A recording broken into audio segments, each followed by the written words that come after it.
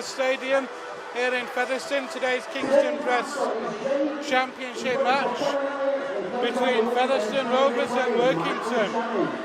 Quick rundown on the team news for you. First of all, starting with the Workington lineup. At full back is number 28, Jared Sammett. In the three quarters, number 24 is Theodore Paul Ritson. Number 4, Jason Master. Number 25 is Matthew G. And number 3 is Declan Hume. In the half-backs, the engine room with the Workington team, number 6 is Carl Forber, and he's alongside number 7, Jamie Duran. In the front row for Workington, number 21 is Oliver Gordon. Number 14 is Callum Phillips, and number 10 is Mark Shackley. In the second row, number 11 is Brett Phillips, number 13 Liam McAvoy, and number 20 is Stevie Scully. On the bench for Workington is number former Rover, number 19 Ryan Bellington, number 18 is Tom Walker, number 9 is Graham Massison, and number 17 is Alex Shostak.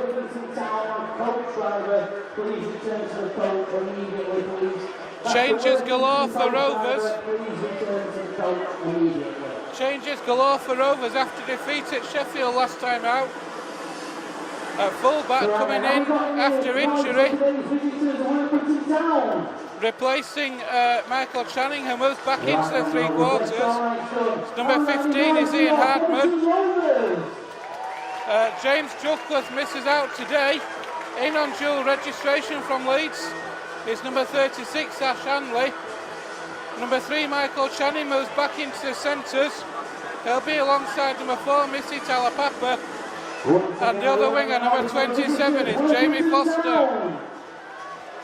In the half-backs, coming back in for Jordan Lilly, who back at Leeds today.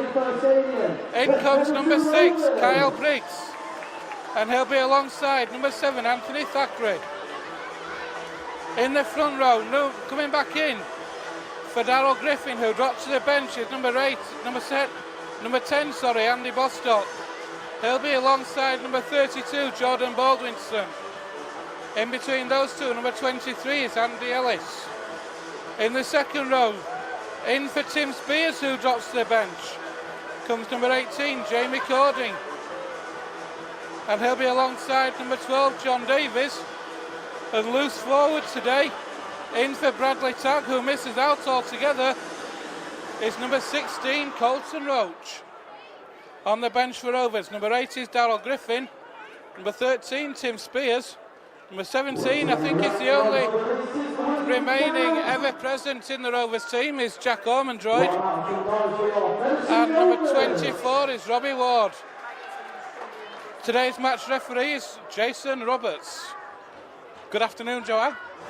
Good afternoon, Ben. A lot of changes to the Rovers team today from that Sheffield defeat. Your thoughts, please? Well, yeah, it's unsurprising, really.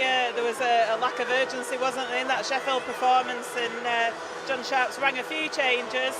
A bit disappointing we've still not got Danny Craven back fit. He tweaked that hamstring in the game previous to Sheffield and against Whitehaven, and it's disappointing not to see him out there. However, it is good to get Ian Hardman back at full-back.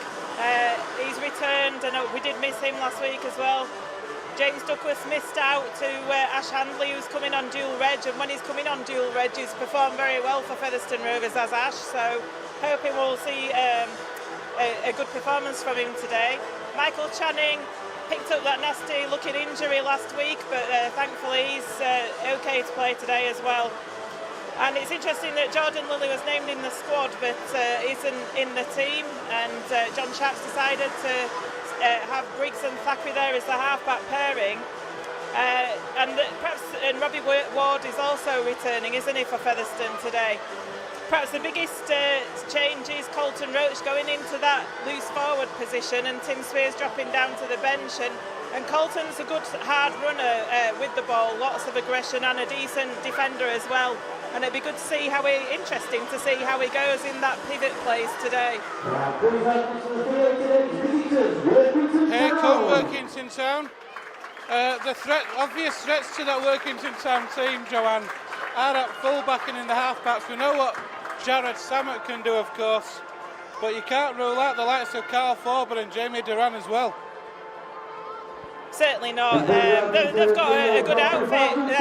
I think it's, when you look at the fact that they're actually at the basement club, aren't they? But they have ran some teams close in the last few months, like Bradford, Halifax and Batley. So our top 4 contenders, Workington, have actually ran close, and they were unlucky perhaps to lose out to draw with Swinton. They should have won that game last week. So they're fighting for survival at the moment. They know that they'll be going into that bottom 8, and points matter in the bottom 8, as we well know, and they'll be wanting to up their point scores to go into the Super 8s.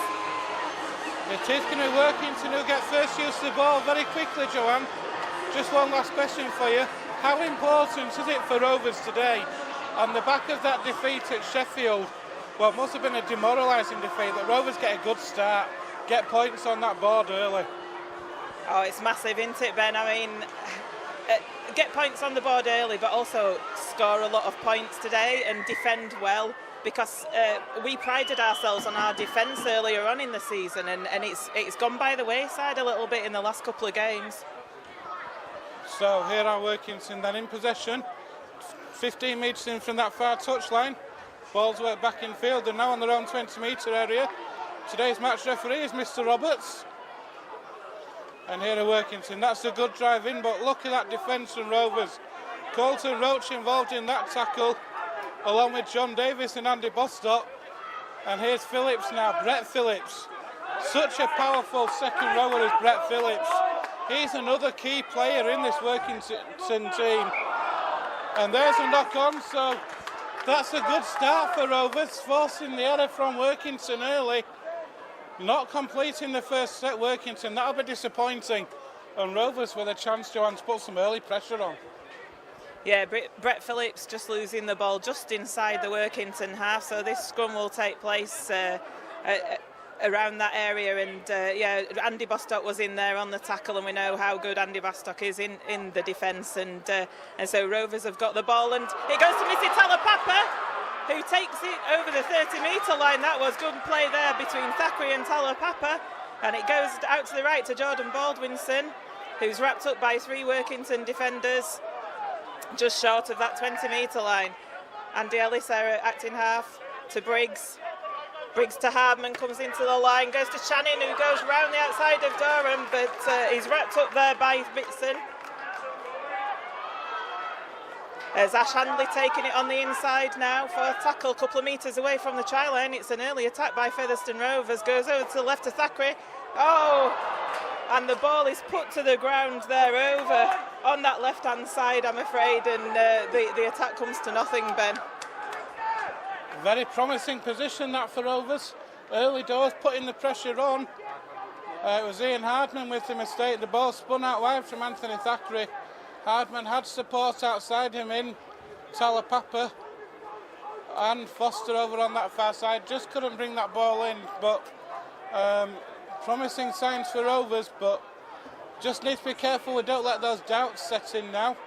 Here are Workington over on that far side, just a couple of metres in from touch. Workington looking to work out from their own 20-metre area. That's 2 tackles in now. Ball's worked in field. Here's Stevie Scoley, plays the ball to Callum Phillips. And Workington now 35 metres out from their own line. Ball's worked in field again. That's good play, but good defence from Workington. Sorry, good defence from Rovers, sorry. Davies in the tackle along with Colton Roach. Ball comes this side, it's going to be Durand. He'll drift a kick over, but easily taken from Ash Hanley, who returns that ball well. Disappointing kick from Workington, not finding the touch and giving Rovers a chance through Michael Channing to build. Yeah, it was a good defensive set, wasn't it, from Featherstone after that mistake by Ian Hardman. Kept Workington in their own half, so Jamie Doran had to kick it from within his own half, and that's a knock on there by Jamie Foster. So it looks like the ball's going to go back to Workington. I was just going to say that kick from Doran, he was put under pressure and kicked it straight into Ash Handley's hands, but now Jamie Foster come into the middle of the field in the tackle there, knocked the ball on, so Workington will get this head and feed at the scrum just inside their own half, so perhaps a chance for Workington to get up that field. And we must say that they are playing up the slope towards the railway and are Workington and Featherstone down the slope towards Post Office Road. Indeed, Workington in the black and whites, and there's a penalty on the first tackle. A high shot in the tackle by Jordan Baldwinson. So cheap yards conceded there for Rovers. It's going to be Jared Samet who will take this penalty. That's a great touch finder from Samet, is it? Yes, it is. It gets Workington 10 metres out. And Workington now with a great opportunity to attack this Rovers line. And here is that first drive in. It's from Liam McAvoy. Workington Town, 5 metres out, 5 to the right of the sticks. Phillips moves it in field. Here's Duran. But that ball's put down by Brett Phillips. Hardman finds Ash Hanley. There's going to be no advantage. So it is going to be a scrum down head and feed. So disappointment for Workington. A really good opportunity there. But Brett Phillips for the second time this afternoon putting the ball to ground. Yeah, he's usually a good player, he's Brett Phillips, isn't he? But he's just made a couple of errors early on in this game, and Workington were in a really very good position there, weren't they? 5 metres away from the line, and that kick from Samet had put them right up with it, and that came very early on in the tackle count, so they won't be happy with that, but gives Featherstone a chance now to bring it away from their own 10 metres. With Missy Talapapa, he plays the ball quickly to Andy Ellis, that goes out to the left quickly. Goes up towards the 30-metre line, the ball's played, brought back across. Colton Roach now, with his right knee heavily strapped, is Colton. Goes to Jordan Baldwinson, who passes it off to John Davis. There's a move on here, Michael Channing sells the dummy, passes it back to Davis. Davis passes it to Ash Handley. Ash Handley is in. That is a fantastic try there by Featherstone Rovers from deep within their own half. A superbly worked try from Featherstone Rovers. From their own 30-metre area, really. Through the hands it went. Davis and Handley working that ball between themselves. Handley it was with a pass inside to Davis. Handley backing up the run. Davis then drew the fullback with the ball back outside to Ash Handley. Ash Handley had the pace to go over the line. It's about 10 metres to the right of the uprights, but with 7 minutes gone here at the Big Fellas Stadium, it's Featherstone Rovers 4, Workington Town 0. And we said Rovers needed a good start, and that's a great way to do it.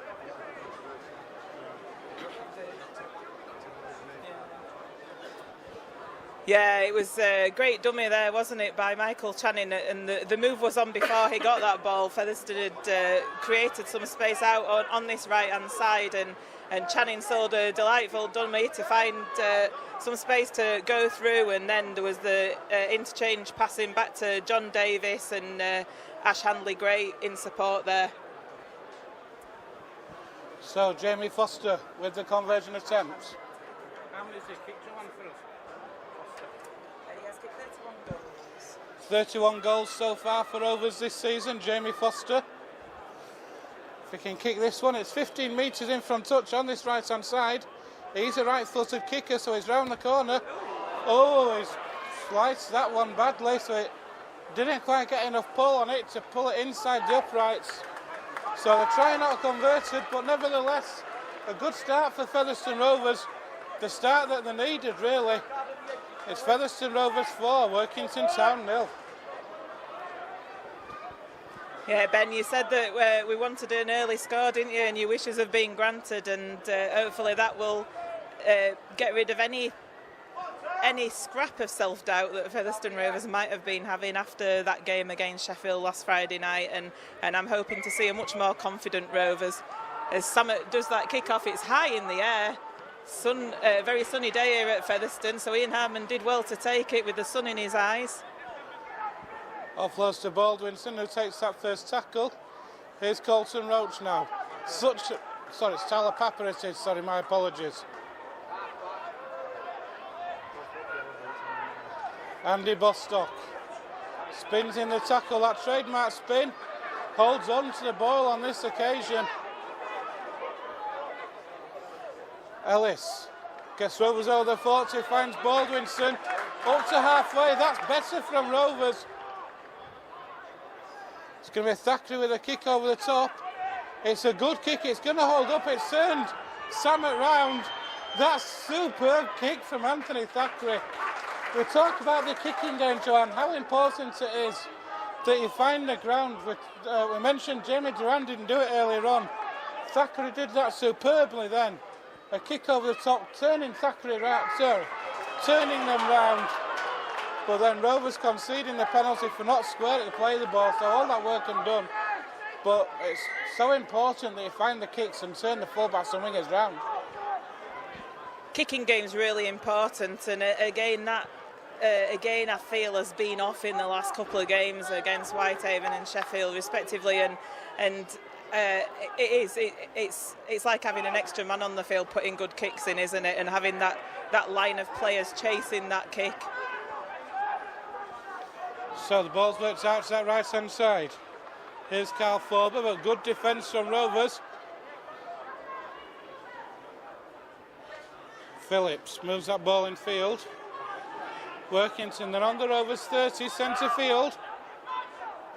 Phillips comes left with Shackley now. Shackley finds Duran, who moves it out to McAvoy. McAvoy steps inside 3, but then that's run straight at the Rovers defender, who is Jordan Baldwinson. Shackley, Duran out to Forber now. Forber with a looping pass. Workington Town are over in the corner. A superbly worked try. I think it's Declan Hume. Yes, it is. So superbly worked move from Workington Town. The ball from Jamie Duran looped out to Carl Forber. Forber with a looping pass that missed everybody out. And Declan Hume still had a lot of work to do, but able to get over in the corner. And Workington Town, after 10 minutes, Joanna drawn level. It's Featherstone Rovers 4, Workington Town 4. Yeah, that's an instant reply there, isn't it, from Workington, and that came on the back of some decent Featherstone play when Thackeray put that kick in, and Samet had to field it 5 metres away from his own try line. But then we gave away the penalty, and this is what we talk about discipline. That gave the chance for Workington to get up the field, make those metres, and have the opportunity to get near our line, and they've taken that opportunity with both hands and scored in the corner. It's going to be Jared Samet with the conversion attempt.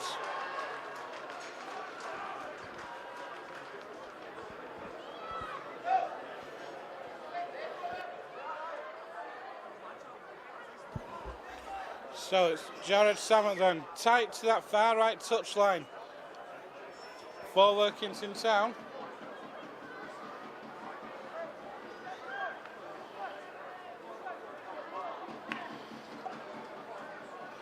Takes a step back, here comes the kick.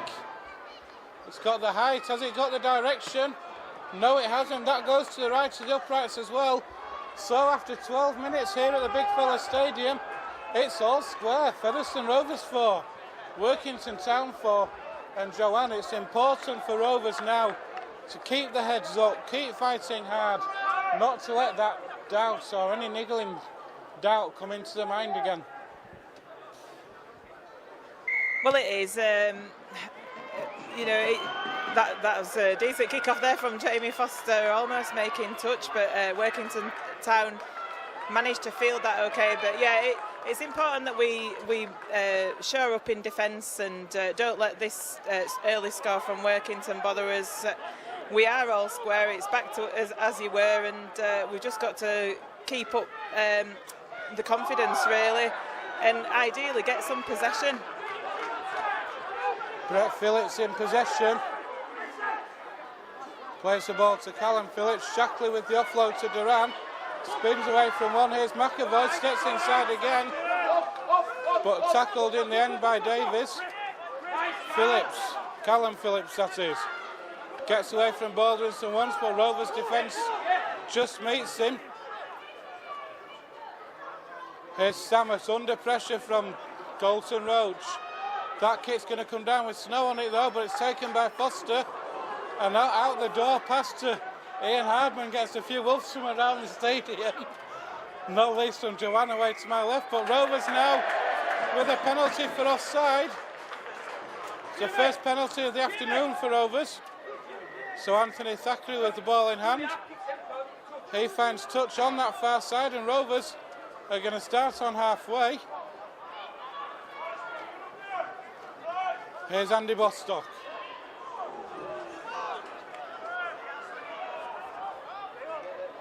Breaks. Offloads to Baldwinson, juggles but holds on, gets made, good 10 metres made there. Rovers 35 out. Ellis now moves into centre field. Thackeray finds Jamie Cody. Rovers on the 30 now, centre field. There's another penalty. Interference at the play of the ball, so Rovers are going to get another penalty here. Another 6 tackles on the Workington line. Ellis interestingly chooses to taps, and that's a great run from Colton Roach. Gets Rovers 10 metres and they're on the 20 already. Baldwinson now finds Thackeray. Thackeray shoulder dummy and goes. Offloads to Cording. Superb play from Anthony Thackeray. It was Colton Roach with the first drive. He played the ball to Ellis. Ellis would move the ball out left to Jordan Baldwinson. Baldwinson moved it on to Anthony Thackeray, whose shoulder dummy went through an almighty hole, and then had Jamie Cording on his shoulder to go under the sticks, and Rovers hit back straight away. We've got 15 minutes gone here at the Big Fella Stadium. It's Featherstone Rovers 8, Workington Town 4, and both the halfbacks, interestingly, Joanna, taking instructions on the touchline. Yeah, it happens quite a few times during the game, that, doesn't it? Danny Evans has a chat with the two halfbacks, Briggs and Thackeray, it is today. But that was delightful from Anthony Thackeray, wasn't it? A nice show and go. He sold the dummy, went through the gap, and Jamie Cording supporting Anthony Thackeray well there on Thackeray's left shoulder. Took the ball gratefully and just went over under the sticks. And as you would expect, Jamie Foster has converted that, so that makes it Featherstone Rovers 10. Workington Town 4 after 15 minutes of play. So both the halfbacks have received instructions from the touchline. It's been an exciting opening 15 minutes so far. I talked about the importance of an early points for Rovers. Workington have also had early points, and it's made for quite an entertaining game so far, Joanne. It has, yeah, a little bit of a try-fest in these first 15 minutes. So, dear, Missy Talapapa makes a bit of a mess there and he loses the ball. That was a fantastic kick-off from Jared Sammett. Missy Talapapa just lost the ball in this bright summer Featherstone sunshine there, and he actually turned his back because he was blinded by the sun, and the ball came off his back and it's gone to Workington, and they're 10 metres out now, Ben. Here's McAvoy. He'll play the ball to Jared Sammett, who's acts in half-back. Here's Duran. He finds Matt Shackley. Workington 10 metres out, a couple of metres to the left of the H's. Duran again. Ball's worked out to Forber. Talapapa, what a hit! Timed that to perfection. And here are Workington now with Oliver Gordon on the last tackle. That ball's turned over. What a hit it was from Missy Talapapa though on Carl Forber. And that set up the return of possession to Rovers. And there's another penalty for offside. So quick play from Rovers, quick play of the ball, catching Workington out. They'll be disappointed. It's a relieving penalty, which finds touch a couple at 5 metres short of halfway.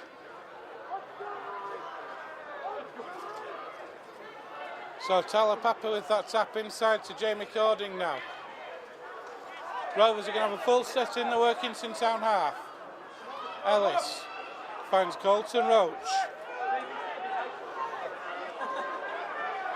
Ellis again. I think Thackeray slightly overran Andy Ellis then, meaning he couldn't take the pass. Comes right though, Briggs steps inside as well. Absolutely superb from Kyle Briggs. We saw Anthony Thackeray do it a few minutes ago, and then Kyle Briggs on the opposite side of the field. Anything Thackeray can do, I can do better. The ball out to the right, Briggs threw an outrageous dummy. The gap opened up and Kyle Briggs strolled through it as easy as you like. And with 18.5 minutes gone here at the Big Fella Stadium, we've got a quite exciting game on our hands. Featherstone Rovers 14, Workington Town 4. Yeah, Kyle Briggs there. I think our halfbacks are doing the dummy show today, aren't they? Kyle Briggs with a lovely dummy. Workington defence totally sold it, bought it should I say, and Kyle Briggs went through the gap and just sprinted away to score just to the right of the uprights, and Jamie Foster's just teeing up this conversion kick now. 19 minutes gone here at Featherstone Rovers. Currently 14 points to 4 against Workington Town.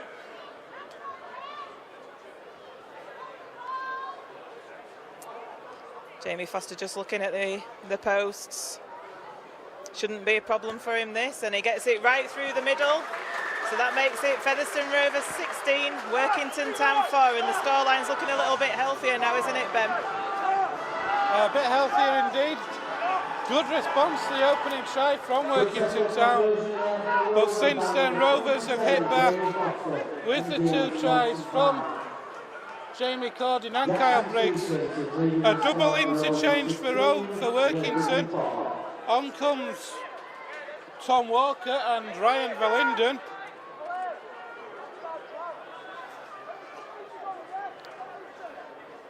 I think it's the prop forwards who have come off, so Shackley and Gordon I think have come off. So Jared Sammett's going to restart this game. Again it's towards Talapapa, who's taken that one this time and takes that first drive in. He makes 5 metres with 2 players on his back. Here's Cording now.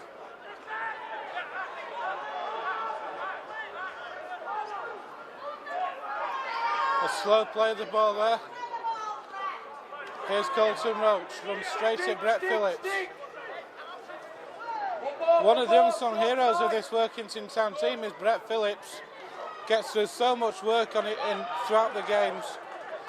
And here are Rovers just short of halfway now with Baldwin's ball. Thackeray's going to put that kick over the top. Again he's going to turn round Jared Sammet, and Sammet has to return again. Passes inside to Therapol Ritson. And the great chase from Rovers again, and so far. But Rovers again, all that hard work is undone.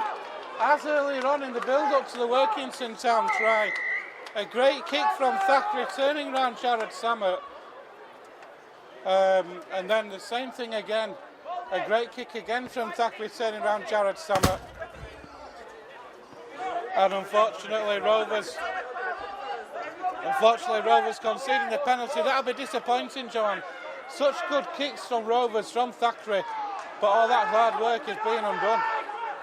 Yeah, like you say, it's happened a couple of times, hasn't it, where we've put that good kick in and then for some reason we give away a penalty within a couple of tackles of that chase.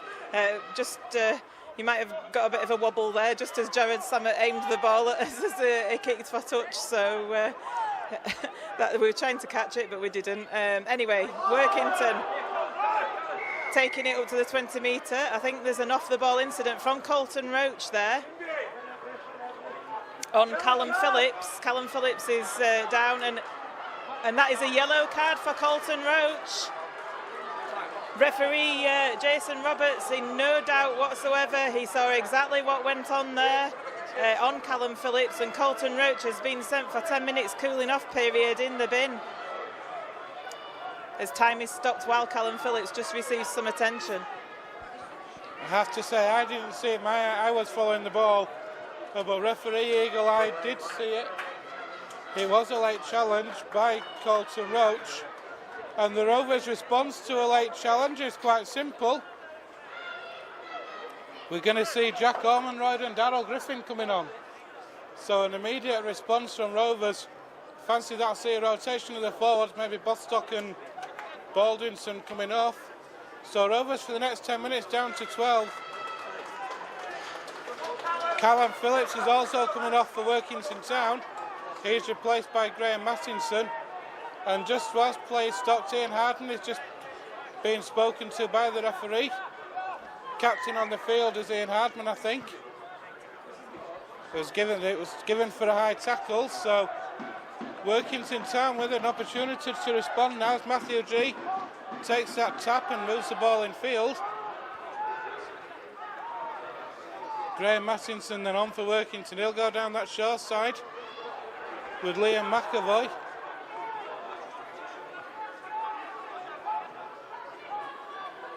Here's Ryan Verlinden, Rovers, Workington, 10 metres out. Under those Rovers uprights. Mattinson, Forber, Duran. That's good defence though from Kyle Briggs. Read that play superbly, able to wrap Duran up straight away. Mattinson moves the ball back in, Forber again. A drop-off pass to Ryan Verlinden on the charge, but he's held up by good Rovers defence. Mattinson going to dab a kick over. The referee saying that's been knocked dead. It's going to be a dropout under the sticks. So good pressure from Workington Town forcing that first dropout. It was a great kick from Forber and Rovers did well to defend it. It was a great kick. He sort of drove it into the floor. It bounced high and I think it was Kyle Briggs managed to deal with it and pat it dead, and it's gone for the dropout. There's just a Featherstone Rovers player down there receiving some attention, but the physio says that it's okay to carry on.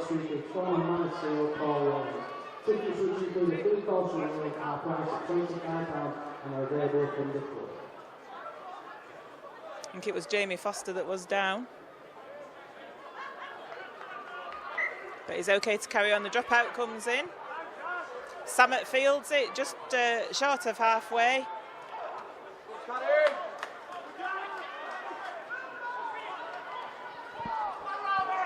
So Workington Town, here's Tom Walker. Gets it's a good drive in, gets 25 metres out. Centre field. Mattinson will come left through Forber, now Duran. Duran will put an early kick over. An awful bounce though, it's been knocked on by Rovers, so Workington are going to get a repeat set here. Here's Brett Phillips.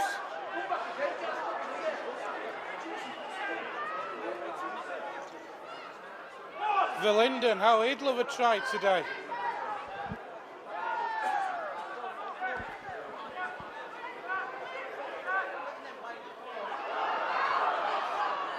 Oh, I'm not sure that wasn't a knock on, but referee happy enough. Ball swept long out wide. An offload. An unnecessary offload. That was a howler from Workington Town. All they had to do was take the tackle. I can't see who it was on that far side. I think it was Matthew G. All they had to do was take the tackle. Workington Town had tackles in the bag. But a silly offload, really. Not necessary, and they've basically just thrown away what was, in essence, a great opportunity, Joanne. Well, yeah, they're against 12 men, aren't they? And on the Featherstone, attacking near the Featherstone Rovers line, and they did have men out wide, but Featherstone defence did well to close Workington down. And Matthew G, for some reason, as he got tackled, decided to try and squeeze that pass out to Declan Hume, but it really wasn't on and it sailed into touch. So Featherstone have got the ball at the moment. Andy Ellis does a dummy. He's getting on the dummy show. Passes it to Missy Talapapa. Talapapa with space in the middle. And he decides to hold on. And to be fair, that was a sensible option because Workington defence had done very well to close him down. But Featherstone 10 metres out here with Jack Ormonroyd. The ball is touched. It goes to Griffin, out, and it's a try. No, it's a forward pass. Looks like a try, but the referee has said that the ball was knocked forward. So by Workington, I'm not sure why he didn't carry on the play there. It should have been a free play. If it was Rovers, it was a knock-on from Workington Town, but because the pass shifted forward, it couldn't allow the try for Rovers, but it has brought it back for the knock-on from Workington. What a break though from Missy Talapapa up the middle. He had support left and right. In the end he chose to hold on to the ball. And here are Rovers now. I'll come to Joanne in a minute. Here's John Davies now. Rovers 5 metres out underneath those sticks. Ellis swings it out right to Thackeray. Long pass out to Foster, who comes back in field. An untidy play the ball. Thackeray again, dancing away. Is he over? He's over, you know. It's the Briggs and Thackeray show this afternoon. Anthony Thackeray there, dancing in between the tacklers like they weren't there. Able to get the ball down 6 or 7 metres to the left of the uprights. And with 12.5 minutes left here in the first half at the Big Fella Stadium, it's now Featherstone Rovers 20, Workington Town 4. Yeah, and the position that we were in there came from deep in our own half when Andy Ellis showed that dummy. Like I was saying, he was getting in on the dummy show as well, and we are doing a lot of these this afternoon against Workington, and he sold the dummy to Workington. Talapapa was supporting well and made that break down the field. It didn't come to anything because Workington had patted the ball down, and we ended up getting the scrum, and Anthony Thackeray there just showing his magic again near that line and fooling the Workington defence to go over just to the left of the posts. So Jamie Foster with a fairly easy conversion again to take, and that's going to put Featherstone Rovers in a decent lead, isn't it? The kick is successful for Rovers with a 16-point lead with 11 minutes left to half-time. Much better from Rovers this afternoon. After last week at Sheffield, this will well and truly put it out of the minds. Successful conversion there by number 27, Jamie Foster, Eugene sponsored by Jackson Food Services. And so, Workington Town are going to restart, and with 12 minutes left here in the first half, it's now Featherstone Rovers 22, Workington Town 4. There's the kick-off from Samet. It's called for by Foster, who takes it, and he'll have that first drive in.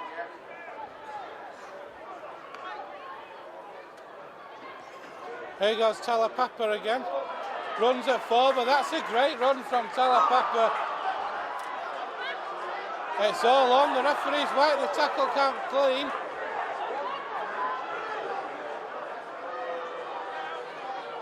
Here's Jack Ormonroyd now.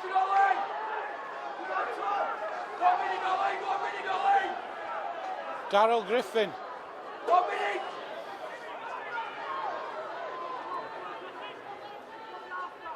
Ball goes left with Thackeray, who drills for the corner. That's a great kick from Thackeray. Great game management there. A good set for Rovers to back up the try. Thackeray doing the right thing in this heat, turning the Workington Town defence around. Be a scrum down head and feet for on the Workington 10. Very sensible play there by Anthony Thackeray. We've got a man down still at the moment, and it should be said that we did score that try while we had that man disadvantage with Colton Roach, who's just warming up beneath us at the moment, keeping those muscles going, and that was sensible play, like I say, from Anthony Thackeray to kick the ball into touch, just give the forwards a bit of breathing space, and Workington having to bring it away from their own 10-metre line. Here are Workington now. It's important for Rovers to keep their discipline now, keep Workington penned back, no silly penalties. That's a good drive in from Tom Walker, but good defence from Briggs and Davies. Ball comes out left to Phillips. Back comes Colton Roach, so Rovers are back up to 13 now. Mattinson moves that ball inside to Tom Walker again. It's a big unit, Tom Walker. That's the last tackle. He looks to have picked up an injury though, does Walker. Ash Hanley not interested in that one. Why take a kick when you don't need to? Certainly it was a funny bounce on that kick. It was drilled towards the touchline, bounced over Ash Handley's head, and just looking down here at Tom Walker, he's hurt his left hand or left arm in that last tackle, and he's still carrying on the pitch, but looks to be struggling a little bit. He's gone into that scrum. It's going to be packed down on that Featherstone Rovers 20-metre line. Kyle Briggs puts it in the scrum. It's held up a little bit, and Ian Hardman takes it as first receiver from the scrum. Andy Ellis quick paid the ball out to Jamie Cordin. Cordin goes further, a few metres ahead, goes out down that left-hand side again with Andy Ellis, goes for a little scoot himself towards halfway line. This time it comes back across to the right with Colton Roach, first touch after his come back after his spell in the sin bin. Goes to Daryl Griffin, who passes it to Kyle Briggs, who has a bit of space. Kyle Briggs, oh, the pass. Anthony Thackeray overran that pass a little bit, and just the timing was off, but that would have been another great try if Anthony Thackeray had been able to take that ball on his 20-metre line, and Workington will have this put in. And yeah, I think the ball was going forward because of the fact that Anthony Thackeray had overran it slightly. So disappointment there for Rovers on that occasion. The pass slightly overran from Anthony Thackeray, leading to a forward pass. But Rovers, when they're in possession, every time they're making the yardage, they're getting in the positions. Rovers could have been penalised then, and are penalised for offside, but they could have been penalised at the scrum there for breaking too early. As it is, it's a penalty to Workington for offside. Samet takes it quickly, finds touchdown halfway.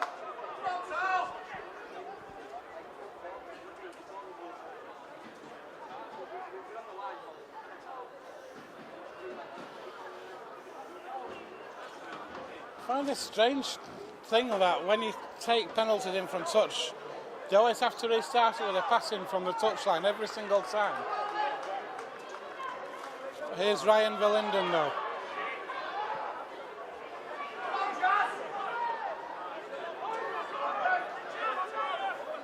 Mattinson. Duran with an inside pass, but good defence from Davies. Read that play superbly. Verlinden again, finds Forber this time. Pass back in field, it's worked out, an awful pass though. It finds its way to Duran eventually. Rovers hanging back slightly, but eventually complete the tackle. Mattinson finds Phillips through a gap, and unlucky. If Jason Mossop had taken that pass, I fancy he might have been in. But he just couldn't take the pass in. The ball is put to ground.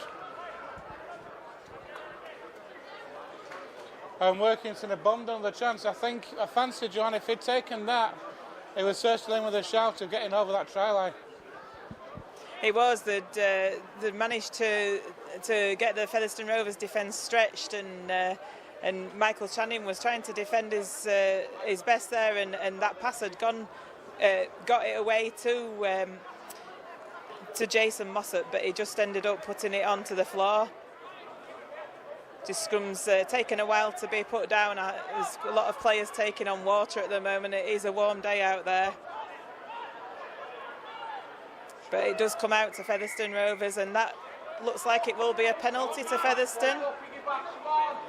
Mr. Roberts not happy with holding down there on Michael Channing as he had the ball. Kyle Briggs kicks it towards touch. Channing takes the tap, decides to go himself, fancies a piece of the action. Robbie Ward's just come on for Andy Ellis. It was Andy Ellis who was struggling at the scrum before. He's taking a lot of water on. I think he's shattered at the moment. He's had a very good 35 minutes as Andy Ellis, and Robbie Ward's come onto the field for him as Jamie Cordin loses the ball in the tackle there. Fancied getting the offload away. He holds his hand up saying perhaps I shouldn't have done that. He's a bit angry with himself, and he'd got a few tacklers around him, decided to try and get the offload, but he trickled forward, and Workington will have this scrum 20 metres away from their own line. 25 metres. So it is going to be a scrum down head and feed to Workington Town. Referee says no, we're going to try that one again, boys.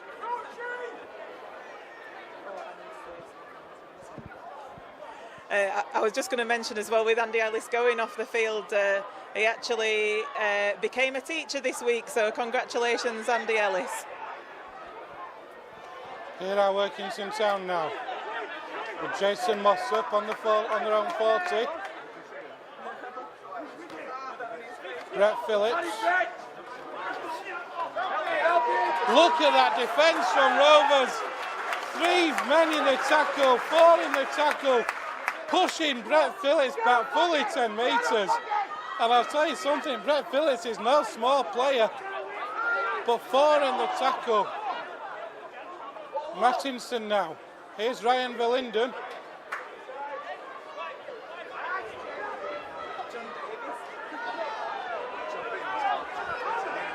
John Davies is a man possessed at the moment. He was the one on Phillips, and now he's just gone in on as 4th man on Ryan Verlinden to axe him down. And Workington in all sorts of trouble, having to kick Mossop there, having to kick under pressure, but he did well in the end.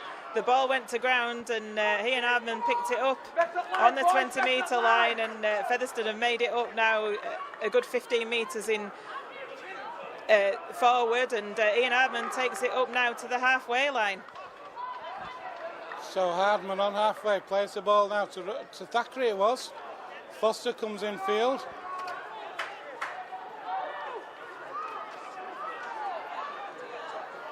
Slow play the ball.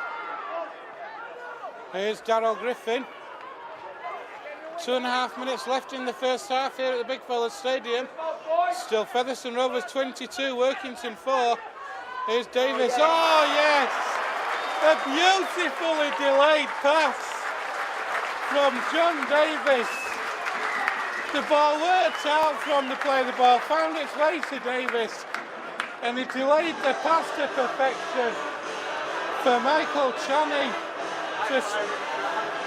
to Strolling. 10 metres to the right of the sticks, and it's now Featherstone Rovers 26, Workington Town 4. John Davis, absolutely beautiful play by him there. The insight to be able to just hold that pass up, know that Channing was there on his right shoulder, just to put a short, beautiful pass to Channing. Channing gleefully went through the gap and scored, high-fiving the crowd behind the sticks. But the other thing that we must mention is the way that John Davis was tackling like a machine as well in the defensive stint before we had that attack that led up to the try. And it's all things like that that make a big difference to a team, isn't it? Callum Phillips is returning to the field now, and I think it's Jamie Duran who's coming off. It's an interesting timing of a substitution, just a minute or so before half time. It is Jamie Duran who's come off. So Callum Phillips Don't think he's too impressed at coming off either. So Jamie Foster then. That's straight between the sticks. So it's Featherstone Rovers 28, Workington Town 4. But it's a strange decision. It's so late in half with only a minute to half time. To make a change like that, you can understand maybe Jamie Durant's frustration a little bit. Well, I was just watching him as he came down beneath us to the Workington bench to see whether he was injured, you know, whether he was going to receive any treatment, but certainly not to his leg because he kicked the water battle quite far, so I'm guessing that it was a tactical change by FULL80, and I'm not entirely... perhaps it was a statement of intent by him, I don't know. And that kick-off is out on the full there by Jared Sammett. That's gone in about row 10. It's gone to actually the Featherstone Rovers injured players over there, sat in the stand. So they're getting a bit of a taste of the action this afternoon too. So close to half-time, interestingly, Rovers are running it. Thackeray finds touch and Rovers are starting on the Workington 30 now. They want another try. Jamie Cordy. My first thought, being so close to half-time, was to take the two. Can Rovers prove me wrong? Here's Darryl Griffin now. Rovers 12 out. Underneath the sticks, no. That is half-time. So Rovers running out of time in the end. But an excellent first half performance from Featherstone Rovers. I'll come to Joanne in a minute. It started off well with a try in the 7th minute from Ash Hanley, which Jamie Foster surprisingly missed. Declan Hume then went over for Workington's only try, more or less straight away. Jamie Cording replied after 15 minutes for the conversion from Foster, and then it became the half-back show, with Kyle Briggs and Anthony Thackeray exchanging tries before Michael Channing over just a couple of minutes before half-time. 4 conversions from Foster it was. Joanne, your thoughts on it's been an entertaining first half really, hasn't it? Certainly been, it's Featherstone are looking more like the Featherstone Rovers that we know and love. In the last couple of games, they've not looked like a team that we recognise, and certainly that the fans don't recognise. But today, I know they're playing the bottom of the league team in Workington, but Workington have been on good form in recent weeks, so we can't take that away from them really. And Featherstone have looked a more confident outfit today. The half-backs have been playing well together, you know, those pivotal roles. They've looked more confident with the ball. We've looked like we know what we're doing near the try line as well, because, for example, against Sheffield and Whitehaven the week before, we were near that try line and we actually looked a bit clueless, and I'm sure John Sharp would agree with that summary there. Today, we look like we know what we're doing a little bit more. We're much better organised, and it's great to see, really, isn't it? It is indeed. Briggs and Thackeray especially exchanging tries in that middle period of the half, both showing what they are capable of and what really has been lacking, I suppose, in the last couple of weeks, hasn't it? Oh, it has, yeah.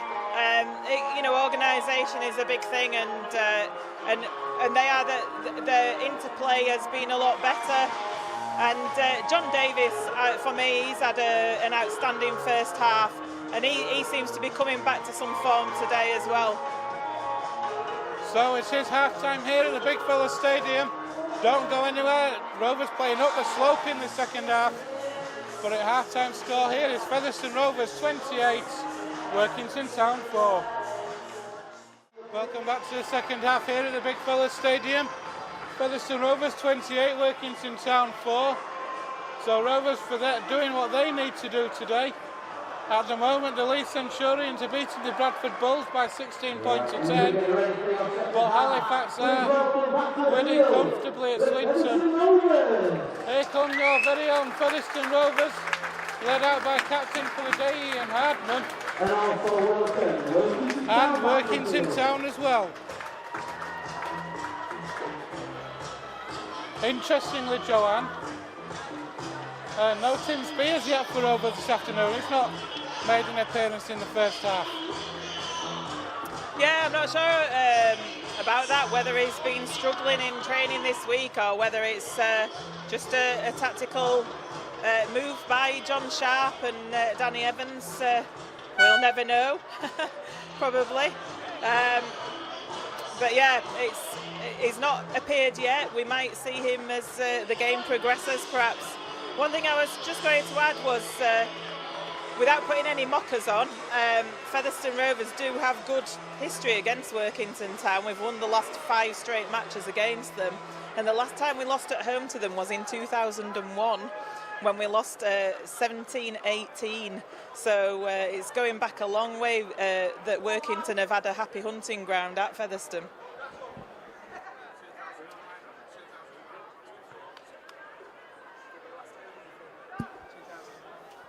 It's a long time to go, 15 years. Rovers' last defeat to Workington Town, though, was in 2009 up at Workington, if I'm correct. So Rovers are going to get first use of the ball in the second half. Are we missing a player?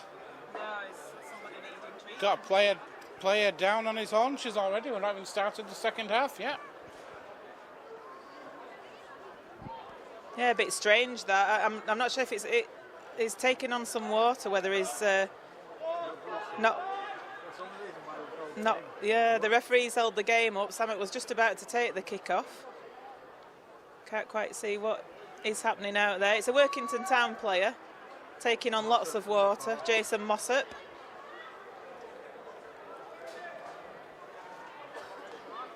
So we weren't sure if it was blood there, or we're not sure. It was something to do with his mouth. He's taken a lot of water on, and we're all set to start the game again. So Jared Samet kicks off there. Ball is taken, and it's driven up there strongly by Jack Ormonroyd. Takes it fully 20 metres. Goes to Daryl Griffin. Takes it over the 30-metre line, but he's pushed back a little bit by Verlinden, but he tried to offload the ball, and referee said he was held, so Daryl Griffin goes to play that ball. Goes out now to Colton Roach. Robbie Ward decides to go a little scoot from acting half there, and takes it up towards the halfway line. Goes to Kyle Briggs, who puts that kick in over to that Workington left-hand side. And they take it up to the 20-metre line. So Workington Town in possession on their own 30 now. Good defence from Rovers though, Darryl Griffin and Robbie Ward, but too long, says the referee. Robbie Ward says his shirt was being held. Referee not interested, so there is the penalty from Samet. And Workington Town are going to start on the Rovers 40. Tap is taken, and here goes Liam McAvoy. Good tackle from Cording, now Walker. That's a proper prop forwards pass, that one. Finds Callum Phillips. Workington Town have lost the momentum on that play at least. Here's Tom Walker again. That's a good drive, a great drive from Walker. Workington Town 25 metres out, centre field. Mattinson now. Samet. Through the hands it goes. No, this is Samet, sorry. Samet now attacked in half back. Forber. And here's Ryan Villinden. 5 metres away under those sticks. Massinson spins it out right to Forber.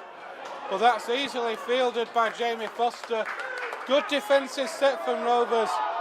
Foster there, appealing for the penalty, not happy at all. Not square, the marker says the referee, so Rovers are going to get a penalty here, which Anthony Thackeray takes. Sure, they're trying to injure us today, you know. Tyler Papa with a quick tap. Gets Rovers up to halfway, over halfway. Robbie Ward waits.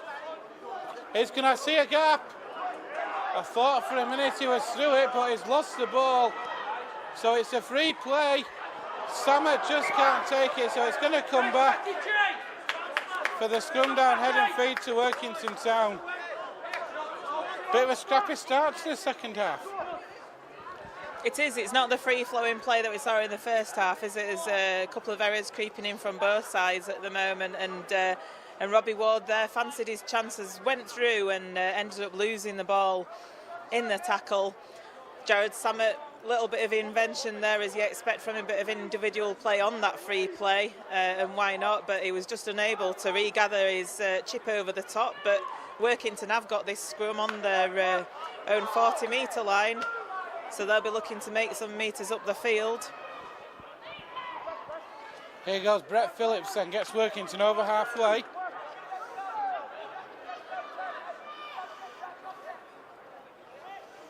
Ryan Villinden again. Runs straight at Colton Roach and Darryl Griffin. Plays the ball. Here's Phillips. Forber finds McAvoy. What a tackle that was by Missy Tyler Papa. Is after Samet again. Samet's away. What play from Jamie Cording. I think Jamie Cording must have called for that one. It was almost like a planned pass that from Jared Samet. I think we might have seen a bit of gamesmanship there from Jamie Cording.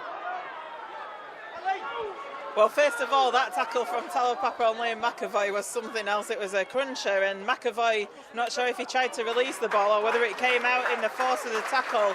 As Tim Spears enters the field for Jamie Cording, we were saying about Tim Spears not being on the field yet. He is now. Jamie Cording's taken a rest, and but yes, that ball came out from McAvoy and went to Samet, and Samet looked to be through a half gap and passed it straight into Jamie Cording's hands. As you say, either Samet got mixed up or Jamie Cording cleverly called for that ball. Thackeray puts a kick through. That's a great kick. It's going to hold. No, it's just going to run dead. But great play there from Anthony Thackeray to find touch. Turns Workington Town round. It's going to be a scrum down the head and feed on the Workington 10. We've had 5 minutes gone here in the second half. It's, as you were at half time, it's Featherstone Rovers 28, Workington Town 4.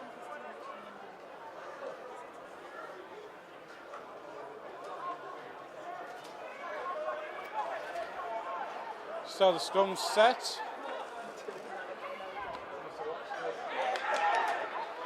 And here come Workington Town now. They're playing down the slope in the second half. Rovers' marker's not square this time, says Mr. Roberts. At least he's been consistent.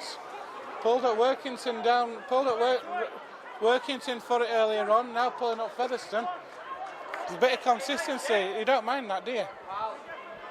I think he's had a really good game, to be honest. There's not many calls that he's missed from what I've seen this afternoon. He seems to have got everything spot on, and as like you say, he's been consistent for both teams, which is what you want. Just as Workington tried to pass the ball, Shostak I think it was, tried to pass the ball in the tackle. He's asking his touch judges, the referee, what happened. It looks like Featherstone might have patted that down, so it could be a Workington put in. Yes, it is. On the Featherstone Rovers 40, so Alex Shostak took the ball in. He released the ball, and I think Orman Royd tried to collect it and dropped that ball, and Workington regathered, and quite rightly the referee consulted with his touch judge, and the call is that Workington have got the feed into this scrum, like I say, on the Featherstone Rovers 40-metre line. Here's Samet. Shows it and goes himself. Foster almost tackled him in touch. Declan Hume at in half-back. That's a shocker of a pass. Off his knee, says the referee.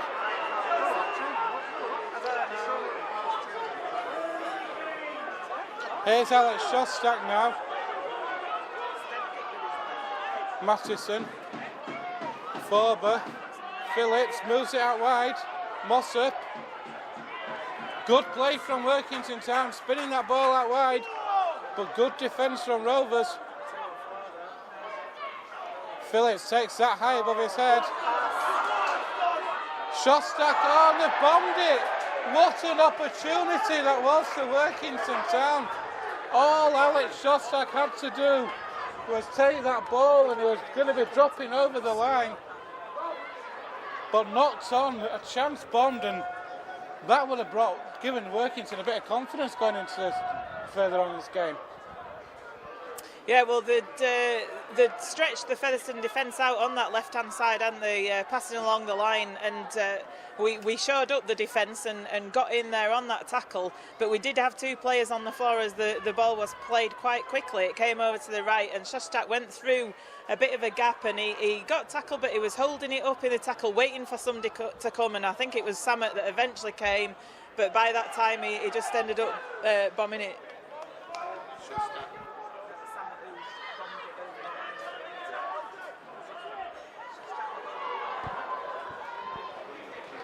Here's Talapapa anyway. Away from one, still going Talapapa. Still going Talapapa, eventually grounded. Here's Darryl Griffin.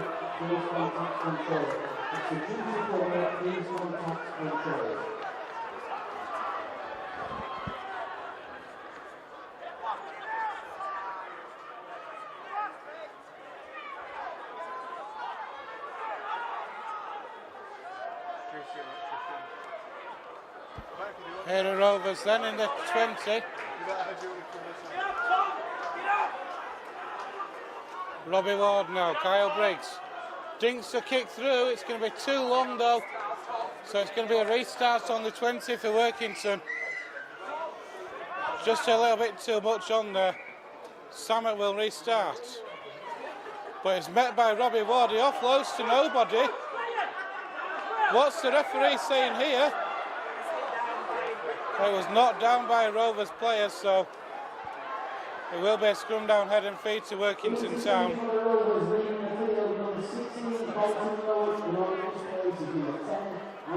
Off comes Colton Roach and on comes Andy Bostock. And we've got 10 minutes gone here in the second half. Still Featherstone Rovers 28, Workington Town 4. Joanne.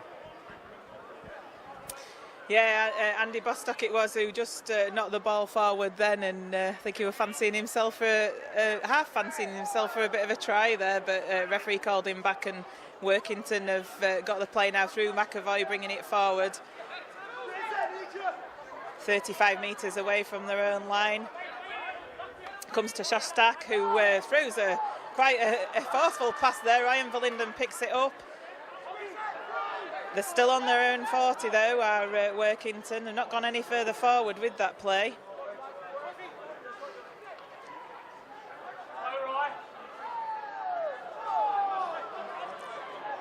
The ball is played there, goes out to the left. Callum Phillips spills the ball and Michael Channing picks it up. Michael Channing passes it on the inside there to Ash Handley. Ash Handley takes it to the 20-metre line, so a mistake there by Phillips for Workington, and Ash Handley there is going to play the ball to Robbie Ward. It goes out to the left to Briggs, to Thackeray to Harmon, Missy Talapapa gets it to Jamie Foster, who strolls in at the left-hand corner there. That's a great try, capitalising on the mistake from Workington. The next couple of plays and they've gone in for another 4 points. Interestingly, I was watching the referee there, the Workington Town defence, right side defence, were all called offside by the referee. He actually pointed and said, don't affect a tackle, you'll be offside. That's why no tackle came in and the ball went to Foster. and Foster with a strolling tight to the sticks. So good play from Rovers. And Jamie Foster over for the try. Going to try and convert it, but it is tight to the touchline. We've had 13 minutes in the second half. And I think Rovers now 32, Workington Town 4. And I think now Rovers just need a point, start the kick, get a lot of points, build that points difference back. Well, we are renowned for getting half centuries against Workington Town. They seem to be our favourite club to play against in terms of racking up points, so we'll see what happens with that. Just going back to what you were saying there about the ref calling the Workington players for offside.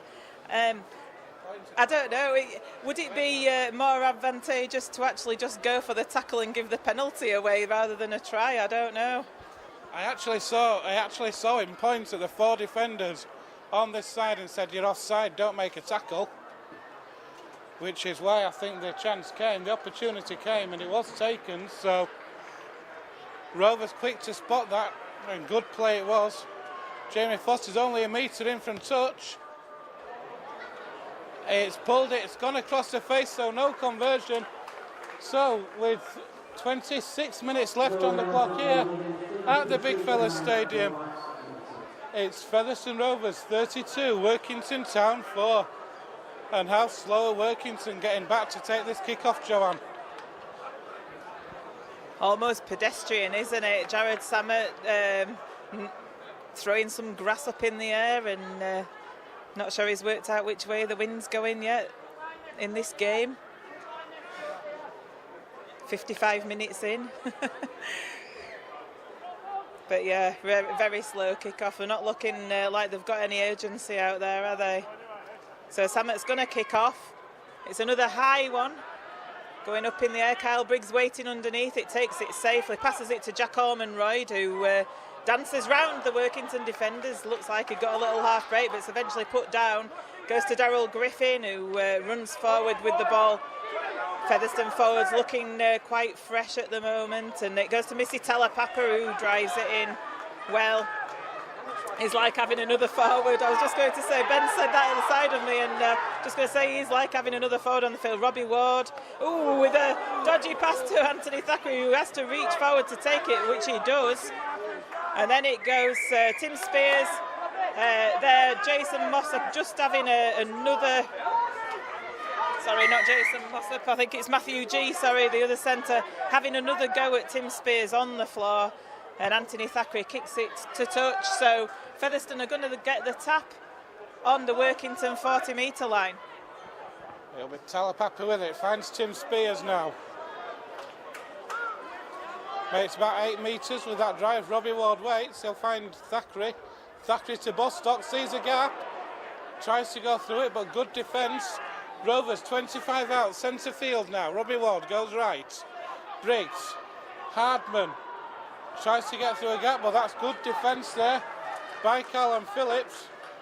Ward finds Briggs again. Briggs shows it once, finds Darryl Griffin. Rovers now 8 metres out under those sticks. Bostock, Thackeray shows it to Spears. Even I followed Tim Spears then. He gets the offload away to Talapapa. Hardman. It's over. I thought for all the world Thackeray was tackled then, but he managed to get the offload away to Talapapa, and then Talapapa found Ian Hardman able to drop over the line. It took Rovers 14 minutes to score the first points of the second half, and they backed it up with 2 tries in 3, and Rovers stretch out even further. Featherstone Rovers 36. Workington Town 4. Yeah, Anthony Thackeray there with the ball, given time by Workington. They respected him a little bit too much there, and he was able to just hold on to the ball and decide what he was going to do with it. He did a feigned a pass to Tim Spears, who ran through. He was the dummy runner, and actually if he'd have given it to Tim, I think Tim might have been over there, but he decided to take it over to that left-hand side, gave it to Talapapa, who came close, and Talapapa then managed to offload it to Ian Hardman, who got over the whitewash and put in a second try this second half to Featherstone. Jamie Foster just lining the kick up, and this one goes over. I weren't sure then because the crowd behind the sticks I don't think was sure neither. So, but yeah, both should just put the flag up. So it's now Featherstone Rovers 40, Workington 4, and maybe that half century is looking good, Ben. Certainly, like you said a few minutes ago, Joanne, Rovers do like playing against Workington Town. They like to rack their points up. In the reverse fixture a few weeks ago up in Cumbria, Rovers were victors by 52 points to 6. They're heading that way at the moment. We've still got 20 minutes left, if not more. Still got 20 minutes left. We're 40 on the board already. There's the kick-off. Kyle Briggs takes this one again. It's Darryl Griffin now. He moves the ball out wide, interestingly.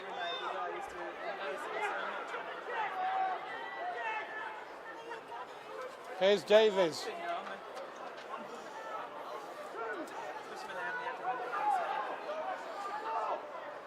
Robbie Ward finds Jack. No, it's not. It's Jamie Foster. Coming field for a bit of work. Ward again.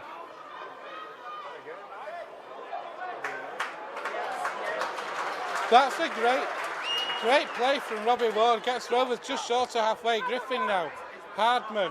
Thackeray. Long pass out wide to Talapapa. Cuts inside. Superb! Talapapa! Absolutely outstanding play from Missy Talapapa. And Tim Spears is over for a try now.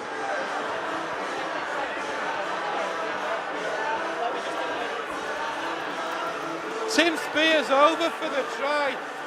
Superb play from Talapapa through a gap. The gap opened up, the seas parted, and he managed to get the ball away to Tim Spears, who strolled in about 15 metres to the left of the uprights. Rovers are running riot now.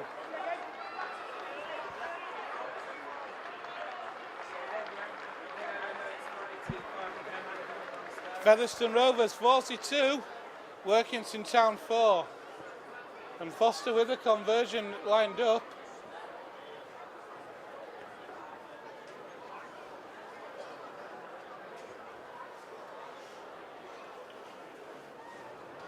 This should be straightforward, although I did miss one in the first half that was reasonably straightforward.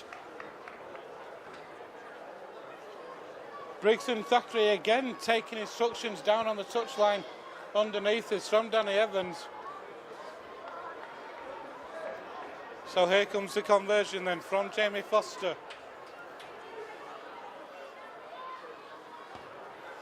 Straight between the uprights it goes. It's Featherstone Rovers 44, Workington Town 4, and we've got 20 minutes left here at the Big Fella Stadium. And if Rovers can keep this momentum going, Joanne, this could be a massive, massive boost for our points difference. 3 tries in probably 10 minutes from the Rovers have really stretched this game well and truly beyond Workington now. Certainly has, yeah. It's a short kick-off there from Samet, but Kyle Briggs catches it well. But yeah, it's almost as if the proverbial floodgates have started to open, and Workington, we said after that last try there, they were looking very, very slow to come for that kick-off, weren't they? And they are struggling with the Rovers onslaught down there, and perhaps the power of the Rovers forwards as Andy Bostock powers in and gets the offload away. Tim Spears, the try scorer, takes it inside. Bostock, Bearshoe, what a shame there wasn't anybody there. Robbie Ward came a little bit too late for that support. Bostock was looking to offload, but Ward now takes it up himself. Thackeray in dummy half takes it up himself and passes it to Ormonroyd, and the ball is patted down. I'm not sure what the referee's going to give here. Says the first knock on, so it could be a Rovers put in at the scrum. It is. I thought the ball was knocked down by Workington from Ormonroyd's hands, and it certainly was. So Featherstone are going to get this put in at the scrum, 25 metres away from the Workington line. In centre field as well, so Rovers have options left and right. Tim Spears with his first try of the season for Rovers. It's hard to believe, you know, such a workhorse like Tim Spears, that is his first try of the season. But nobody deserves it more. He's worked so hard again for Rovers since he's been on. Referee says no, you're going to pat that down again.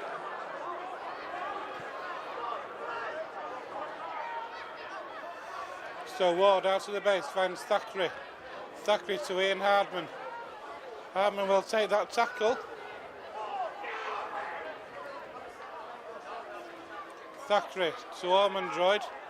We're going to see Jordan Baldwinson returning in a moment. And we're going to see Oliver Gordon for Workington. Here's John Davis, another player who deserves a try. Hardman, long pass out wide, looking out on that right side for Foster. Pass going into touch though. So disappointment there for Rovers. As Oliver Gordon does come on for Workington. Or should I say he's waiting to. It'll be interesting to see who the interchanges are.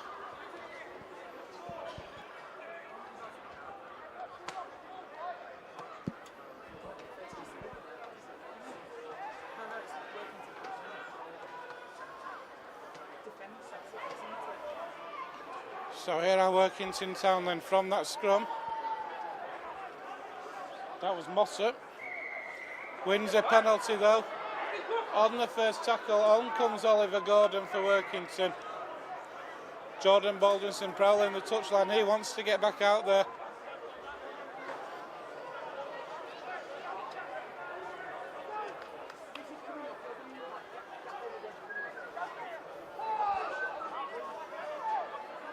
So Workington Town then in the Rovers half. Callum Phillips moves that ball through the hands of Flauber to Samet.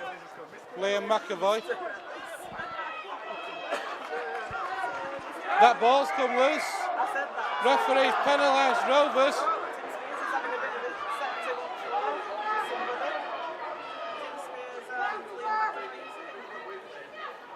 Tim Spears not happy with something. And Liam McAvoy it was. The penalty has gone the way of Workington.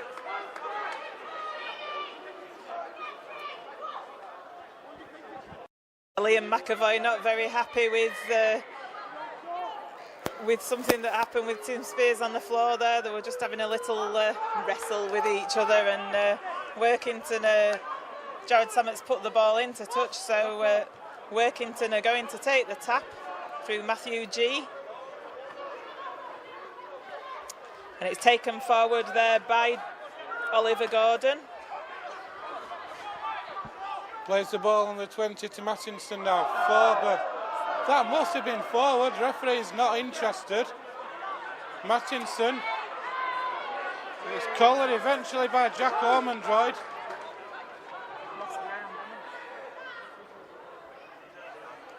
So here are Workington out on that left hand side with Brett Phillips. 11 metres out, 10 in from touch. Phillips again. Moves the ball in field. Through the hands it goes. Here's Samet now. Nice Dinks one over the top. That is a superb try for Workington Town. It's Declan Hume in for his second. And credit where credit's due. That was superbly worked.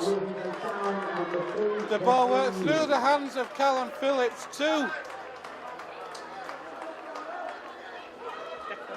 To Jared Samet. It was Jared Samet with a chip over the top.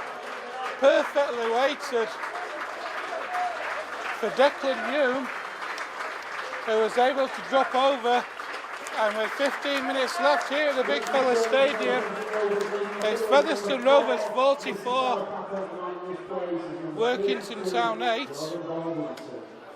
And interestingly, Rovers have withdrawn Missy Talapepper. I fancy it might be rest, trying to keep him fresh for Batley next week. Jordan Baldwinson's come on. Strange, if you are going to bring him off, it's a strange choice of player to bring on. Well, we have got a bench of forwards, haven't we? So I guess there's nobody else to bring on. We've got 3 forwards and we've got 3 forwards and a hooker on the bench. I know we have got Jamie Cord in there, but again, I feel that he's feeling that he should have the rest before that important game that we've got next week. And when you're so many points up, 44 points to 8, make that 10 as Jared Samet kicks that conversion, is successful with that. I think in this day and age you've got plenty of second rowers that can actually play in the centre, so we'll see who goes there.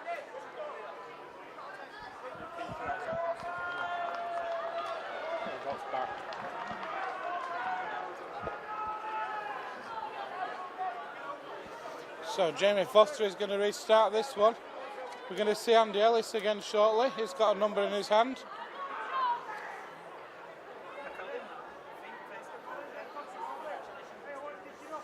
So Andy Ellis is stripped off, ready to strip down, ready to come back on. Foster's kick off. Here's Mark Shackley now.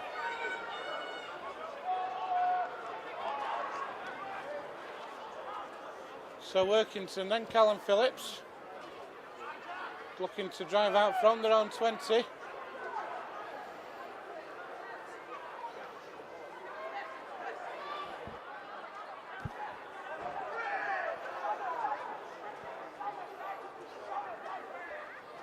Phillips, through the hands of Forber, out wide it goes. Here's Matty G. But good defence on this occasion by Foster. Here's McAvoy now.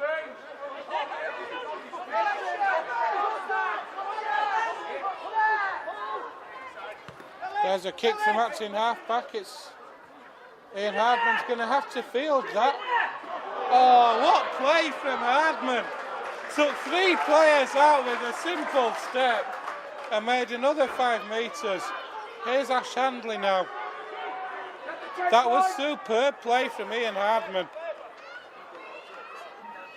Robbie Ward's come off and Andy Ellis has come back on.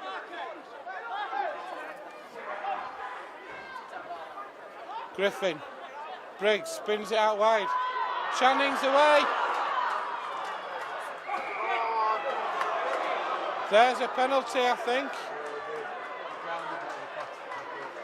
A penalty for Workington. Yeah, Mike Channing there over on that right-hand side. He grounded the ball, just couldn't resist offloading. He just saw the opportunity, but he had actually grounded the ball. It was the correct decision by the referee there. Just looking, and we think that Jack Ormeroy's gone on this left centre with Jamie Foster.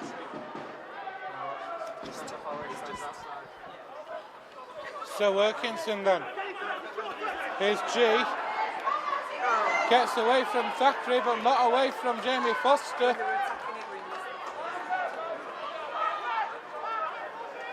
Declan Hume waits. 2 tries this afternoon for Declan Hume.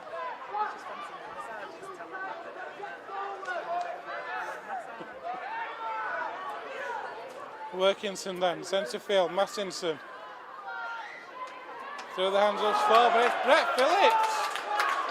Brett Phillips is over for Workington. A beautifully delayed pass and Brett Phillips hit that gap superbly. Able to go over midway between the left-hand flag and the upright.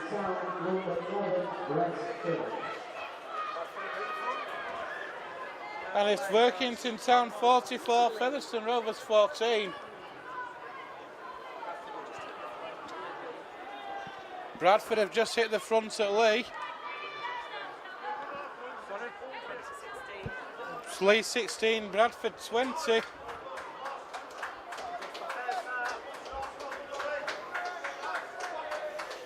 Jared Sammett's going to be taking this conversion in a moment. With 9.5 gone, it's Featherstone Rovers 44, Workington Town 14, Joanne.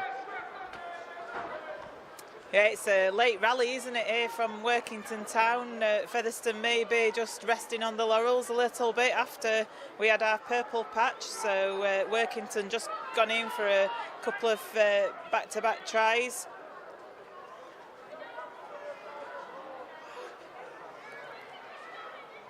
And we wouldn't want to be letting any more in than this, really. We want to finish this game on an upper, don't we? We want to perhaps be on the ascendancy as the final hooter goes in this game. It'd be a bit disappointing if we did let Workington back into it from a Featherstone Rovers point of view.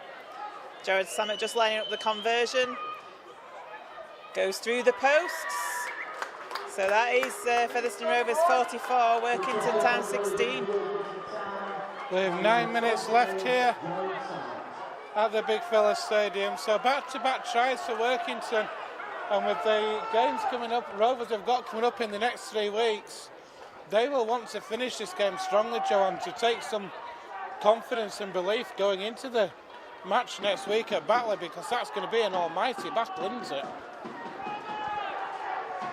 Oh, it is, yeah, and you know, I mean, we've won this game well. We've won it well, but it would be good to go in well, and that's Jamie Foster kicks out on the full, so that's a penalty to Workington. He almost did it in the previous kick-off. It went very close to that touchline, and he's done it again, and but this time it has sailed into touchdown there. So Jared Sammett kicks the ball from the halfway line into touch, and Workington will take the tap on the Featherstone 30 metre. So Workington with another chance to get some points on the board. A very good rally this from Workington. They're just shy of the Rovers 20, 10 in from that left-hand touchline. Centre field now is Callum Phillips. He moves that ball out to Forber. Here's Liam McAvoy.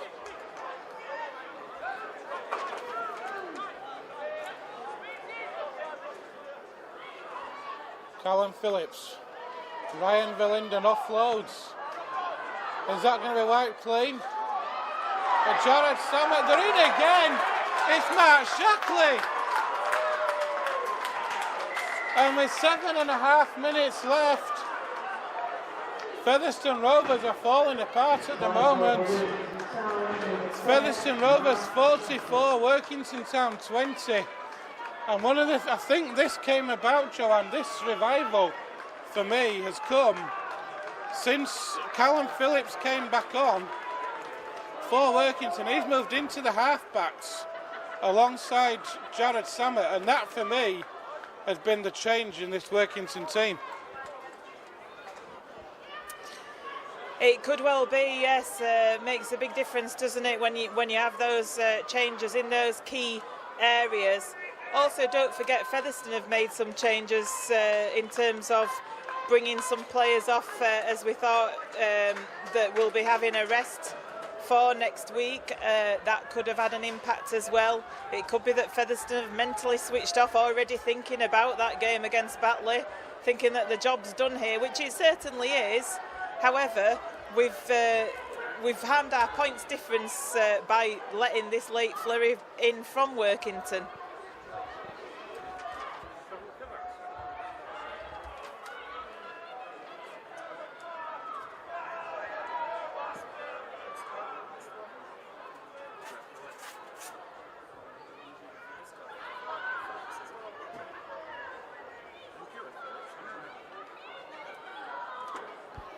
So 15 minutes ago, Workington were behind by 40 points. The 3 tries in the last 10 minutes for Workington have really boosted things for them.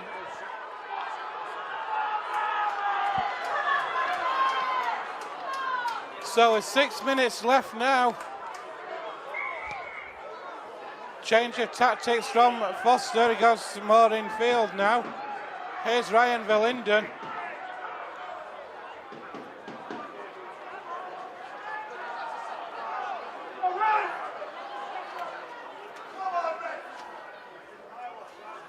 Phillips again.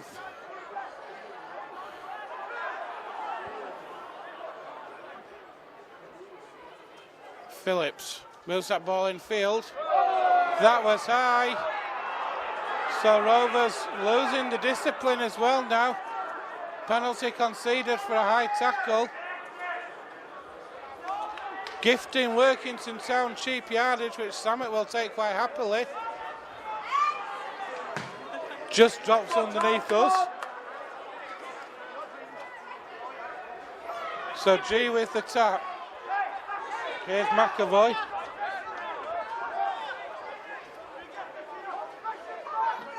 Shot, Mattinson attacks in half-back, sorry, finds through the hands it goes. Phillips again. Works that ball out wide. Here's Mossop. Ryan Verlinden, that's a great drive from Verlinden. What a drive that was. Workington back in the Rovers 20, Phillips again. Samet steps inside, still going, but eventually he is wrapped up as Samet on that occasion.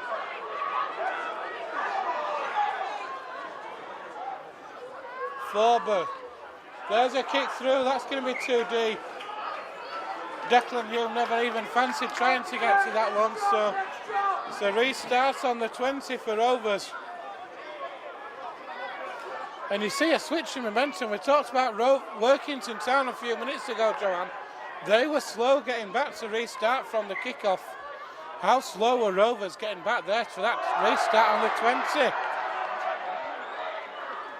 Yeah, and Rovers get a penalty now. High tackle on Channing. He's only a little guy, isn't he? But that was certainly high on him, was that shot.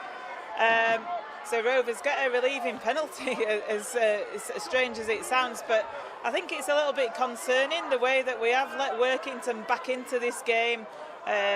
For me, the sign of a top four side would be one that will drive the advantage home and really make a team on the back foot pay. But all credit to Workington, you know, they've carried on to the end in this game and put themselves on a respectable scoreline when it was looking like a whitewash. Here's Griffin. Thackeray now sees the gap. Almost through the gap goes Anthony Thackeray. Andy Ellis now. Griffin again. Behind everybody. So Davis has another prop forward pass there. John Davis, momentum's lost. Referee's penalised Workington though. We'll take that quite happily for offside. So Rovers are going to get another set of 6 in the Workington 20 with 2.5 minutes left. Here goes Darryl Griffin now, Rovers. 15 metres out, centre field.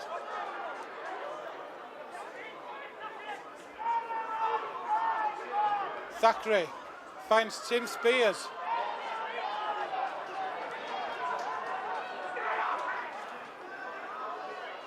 Baldwinson finds Griffin. Griffin dumps another one over the top. Workington will come up with it. So that chance goes, and Joanne hiding away in the corner. That doesn't work. It's been really has been a strong performance from Rovers, probably for 65 minutes of this game. Workington have come back well, but who's your Rovers team man of the match? Rovers TV man of the match this afternoon? Well, yes, you know, I always like to say some standout players, the ones that I think have had a good game. Up until him going off, Missy Talapapa had an excellent game as usual, never lets us down, does he, Talapapa? Just as Workington putting this kick through actually for Declan Hume to chase. He was looking for his hat-trick there, but Ian Harmon managed to beat him to the ball and collect it. So Rovers are going to play, they've got a penalty there as Declan Hume has a second go at Ian Harmon on the floor.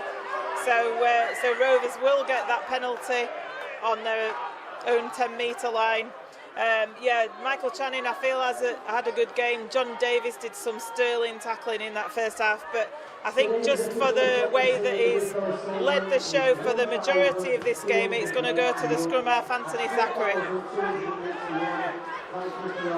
So Anthony Thackeray is man of the match.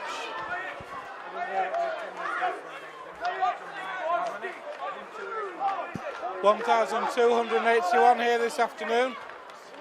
Here's Tim Spears.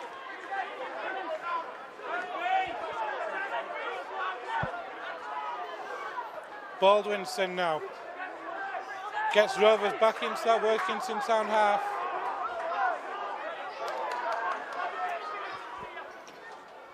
Thackeray again. Spears almost to a gap, but tackled eventually.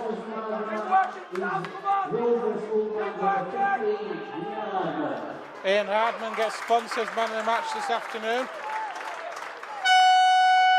Here is that last play, so Thackeray's just going to drill for touch. And that is the full-time hooter here at the Big Fellas Stadium.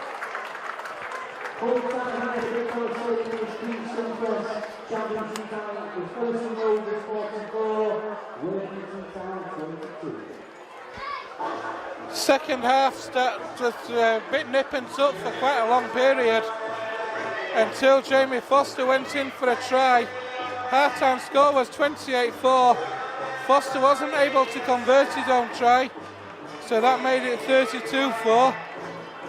A couple of minutes later, Ian Hardman went in, which Foster did convert. And then 5 minutes later, Ian Hardman went in again for his second of the afternoon. That stretched it out to 44 points to 4 with 20 minutes to go. And you fancied Rovers then were going to stretch out, really boost their points difference. But credit to Workington Town where credit is due. A late flurry, a second try of the afternoon from Declan Hume, converted by Samet. Brett Phillips went over, again converted before Matt Shackley went over with 5 minutes left. That made the final score 44-22. But Joanne, it's been a real... Rovers will be disappointed with the way the game has ended. But Workington Town, credit where that's due, they came back really well at the end. Yeah, it's been a good performance by Featherstone Rovers. I think, as you said, for the first 65 minutes of this game, you know, they worked well together, looked a lot more organised in attack. Last 15 minutes let us down a little bit, and you have to wonder whether actually that was Workington coming back into it, or Featherstone just sort of easing the foot off the gas, thinking about next week already, and it'll be interesting to see what John Sharp has got to say after this game. We'll get an interview with him soon and put it out live and see what he has to say. A lot better from the halfbacks from Rovers today. They were been missing really. They're not quite been on the same page the past couple of weeks. But this afternoon you've seen a lot more fluidity to the play of the halfbacks this afternoon. Definitely a lot more cohesion, isn't there, been between the halfbacks. I thought Briggs had a much better game than he has been having of late, which was good to see. Don't forget, we've still got Danny Craven out at the moment. He adds an extra string to our bow in that attacking ploys, you know, especially the kicks. So it'll be good when he comes back. Hopefully he'll be back for the game next week. But yeah, I felt that we looked a lot more cohesive in our attack, and Workington weren't sure what to do with us in that first half and for the first part of the second half, until we sort of just dropped off a little bit. Thank you for your company this afternoon. Brilliant as always. It is full time here at the Big Fella Stadium in front of 1,281. It's finished. Featherstone Rovers 44, Workington Town 22. John Sharp, the win against Workington Town, 44 points to 22 for the majority of that game. Featherstone Rovers with a much improved performance. Yeah, pleased with how we went about our job. I thought we played some really good stuff, scored some good tries, didn't we? I thought we were expansive and challenged them. I liked how Thackeray and Briggs played together, probably the best that they've been since we've come together. I mean, we've had a disjointed start, haven't we, with injuries and Briggs being out for 12 weeks and then Thackeray with a facial injury. So we've had a tough start, and it's been difficult to get these two on the field for any consistency week in and week out. But I thought today was a really good example of some of the things they can do. I thought that they contributed really well to some of the things that we did. So pleased with the football side of things. Attacking wise, defensively a bit disappointed with the last 5-10 minutes of a certain stage in the game, but we got the job done, and it was about winning. And now it's, it leads us into a 3-game series, which is going to be really exciting for us and one we're looking forward to. And I was just going to talk about that last 15 minutes where we did. Was it just a matter that we eased off the pedal a little bit with having that game won at 44-4? Exactly the opposite, to be honest. It was. If you'd have recognised, we had a front rower playing in the centre. Orman Royd had to play centre because Telepapa came off. Cording came off with a shoulder injury, so Spears had to come into that side, and then Dal Griffin played for 60 minutes, which normally he'll probably do 2 20-minute spells. So yeah, we finished off a bit disjointed because we've got a couple of blokes with knocks that we needed to look after for next week. And just going into that game for next week against Batley, it's you just said that we've got 3 games left. They are almost like cup finals every game for us now, aren't they? Yeah, I think credit has to go to the team and the staff really for getting us into this situation, for being in with a shout coming to the last 3 games, especially with the injury situation that we had and where we've been. I think credit needs to go to everyone in the organisation for giving us a chance, for getting us into a position where we've got 3 big games coming up, and we're going to take 1 game at a time. We know that Halifax is going to be a big one. We know that Bradford down here is going to be massive, but we've got to get the job done at Batley first. And I think that today would have done us good. I think today's done us real good. We've had a tough week. I think we've had a tough week as a group, but we've got through it, and I thought out there today we were good, and I think that'll stand us in good stead for next week.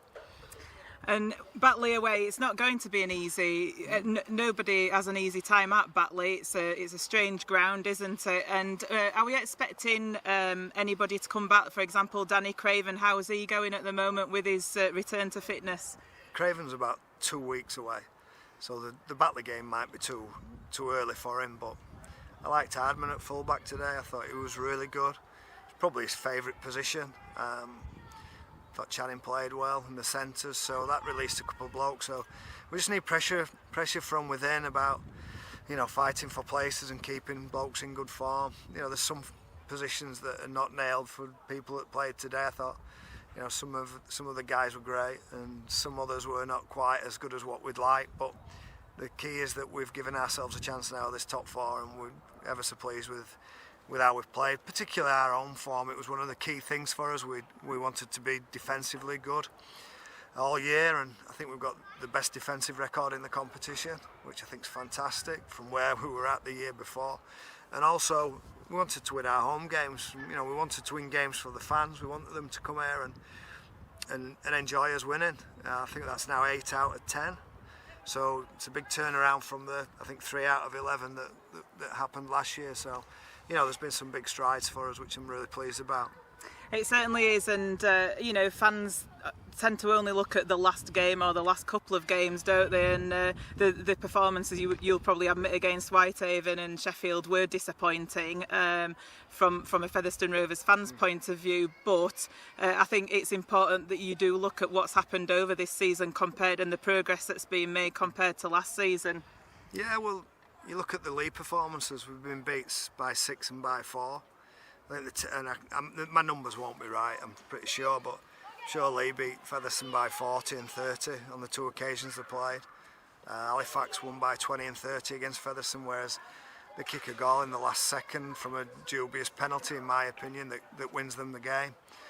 Sheffield, you know, down here, I think won heavily as well. So we've now got a team that are proving hard to beat. We've addressed the big defeats against the league. We've addressed the big defeats against Halifax. We've addressed the big defeats against Sheffield.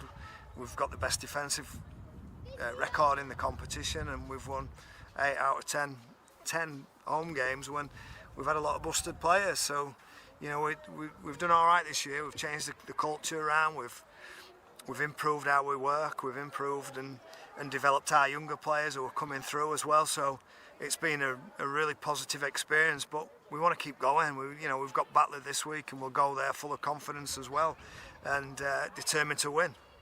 Thanks, John.